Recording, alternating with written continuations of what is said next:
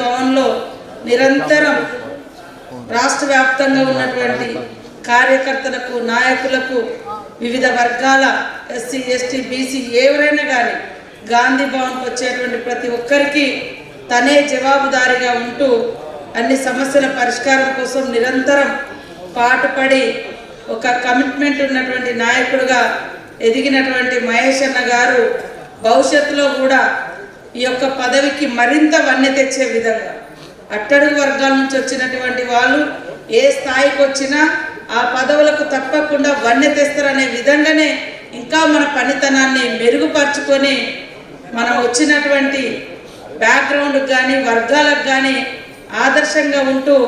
గల్లలెగిరేసి మేము కూడా ఏ పదవైనా సక్సెస్ఫుల్గా చేయగలుగుతాం అనే విధంగా నిరూపించుకోవాలన్నటువంటి బాధ్యత మరింత పెరిగింది ఈరోజు. సో తప్పకుండా వారికి గత 3-4 సంవత్సరాలుగా గాంధీ భవన్లో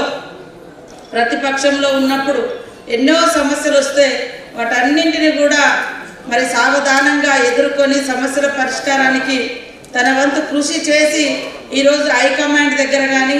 ఇక్కడ కానీ క్షేత్రస్థాయిలో ఉన్నటువంటి కార్యకర్తల మధ్య కానీ ఆ మంచి పేరు సంపాదించుకున్నాడు కాబట్టే ఈరోజు వారికి ఈ యొక్క పిసిసి అధ్యక్షుడు పదవి రావడం జరిగింది. కాబట్టి మేము ఎప్పుడు కూడా తోడుగా ఉంటాం, అదేవిధంగా ప్రతి కార్యక్రమంలో సపోర్టుగా ఉంటాం. అందరం ఈ రాష్ట్ర అభివృద్ధిలో మరి అగ్రభాగాన తీసుకెళ్తూ మన వర్గాల యొక్క అభ్యున్నతి కోసం తప్పకుండా మరి అందరం పాటుపడతామని తెలియజేస్తూ అందరికీ నమస్కారాలు, ధన్యవాదాలు.